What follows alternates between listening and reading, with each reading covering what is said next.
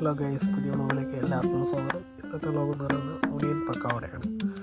ഇപ്പം എന്താ പറയുക, സൺഡേ കാര്യങ്ങളൊക്കെ ആയിരുന്നു.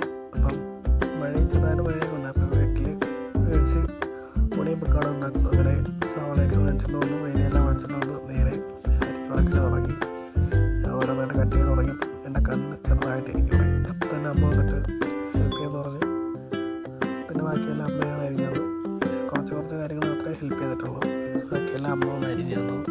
അതിനുശേഷം അതിന് വേണ്ട ഇൻഗ്രീഡിയൻസ് കാര്യങ്ങളെല്ലാം ഓരോന്നായിട്ട് ചേർക്കുമായിരുന്നു. പച്ചമുളക് അരിഞ്ഞതിന് ശേഷം കുറച്ച് കറിവേപ്പില, ഉപ്പ്, കുറച്ച് കായപ്പൊടിയും കൂടെ ചേർത്ത് അതിനുശേഷം ലൈറ്റായിട്ട് ആവശ്യത്തിന് മുളക് പൊടി കൂടെ ചേർത്ത് നല്ലപോലെ അത് മിക്സ് ചെയ്ത് എടുക്കുന്നതായിരുന്നു.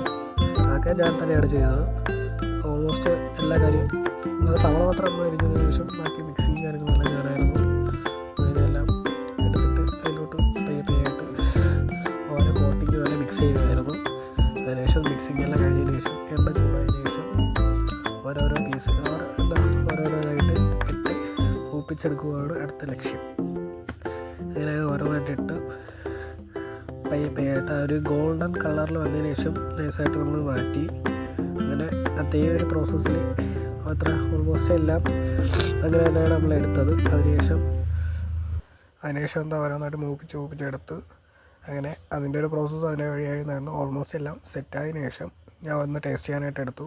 അത്യാവശ്യം കൊള്ളാൻ കാര്യങ്ങളെല്ലാം ഇഷ്ടമായി എനിക്ക്. അതിനുശേഷം ഞാൻ അടുത്തുള്ള ചേട്ടന്മാർക്ക് കൊണ്ടുപോകാനായിട്ട് എടുത്തായിരുന്നു.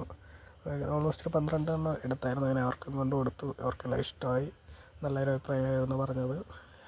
ഇതിനിടെ മഴയും കാര്യങ്ങളൊക്കെ ആയപ്പോഴാണ് നമ്മളവിടെ കയറിയിരുന്നത്. അതിനുശേഷം അതെല്ലാം കഴിച്ചതിന് ശേഷം നമുക്ക് രാത്രി ഒരു 9 തൊട്ട് ഷട്ടിൽ കളിയുണ്ട്. അങ്ങനെ ഷട്ടിൽ കളിക്കാനായിട്ട് മഴയെല്ലാം തോന്നി നേരെ നമ്മൾ ഷട്ടിൽ കളിക്കാനായിട്ട് ഇറങ്ങി.